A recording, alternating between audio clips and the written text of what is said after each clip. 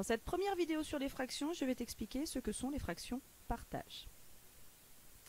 Alors, quand on veut parler de fractions partage, justement, on a besoin de partager l'unité en parts égales. Donc, on a besoin de savoir ce que c'est que l'unité. Et chaque part qu'on prendra, c'est ce qu'on appellera une fraction de l'unité. Bien, je t'explique ça sur un petit exemple. Alors, premier exemple, on a un disque, et ce disque, on l'a bien coupé en parts égales. On l'a coupé en 8 parts égales.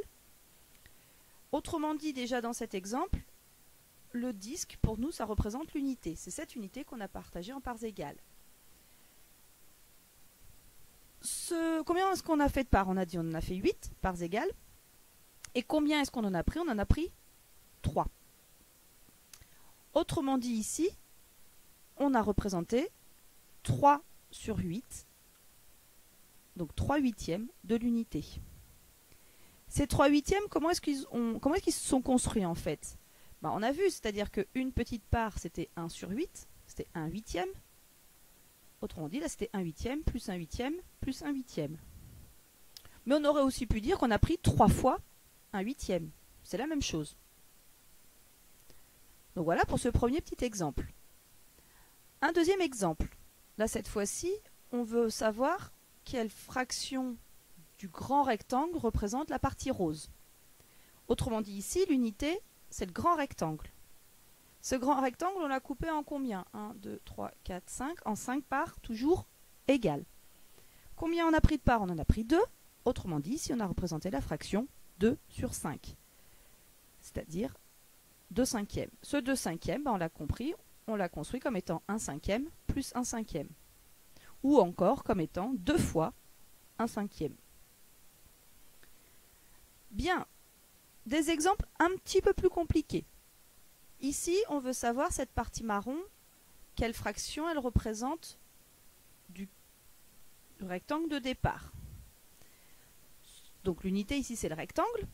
Ce rectangle, on l'a coupé en 4 parts égales. Et combien est-ce qu'on en a pris?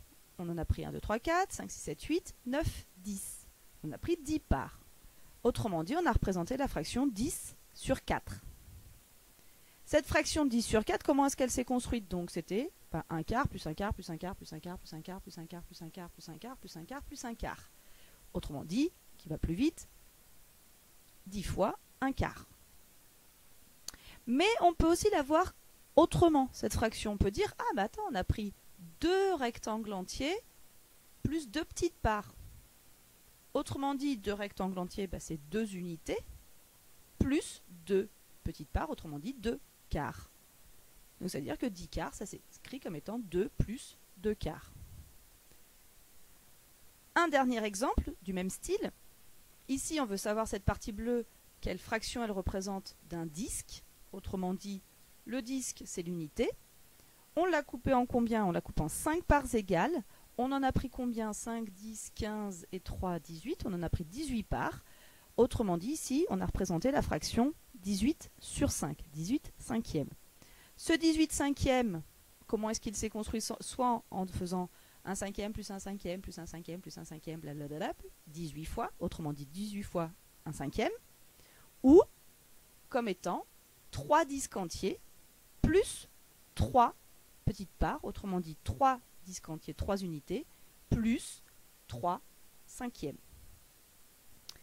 Donc voilà pour ces petits exemples de fractions qu'on appelle fractions partage. Partage parce que justement on a partagé l'unité en parts égales.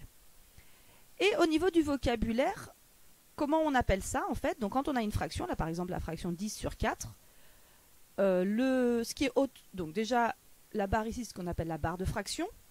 Ce qui est au-dessus de la barre de fraction, c'est ce qu'on appelle le numérateur, c'est celui qui numère, qui compte. Et ce qui est en dessous de la barre de fraction, c'est ce qu'on appelle le dénominateur. Tu fais attention, c'est pas la même chose, c'est pas dénumérateur ou autre chose comme ça, c'est pas le nominateur, c'est le numérateur et le dénominateur, ça vient pas des mêmes racines, ça c'est numérer, compter, alors que ça vient de nom, nommer. Donc le dénominateur, c'est lui qui donne le nom à la fraction. On voit bien ici que quand on dit cette fraction-là, soit on dit 10 sur 4, soit on dit 10 quarts. Et c'est ça qui nous donne le nom, le quart.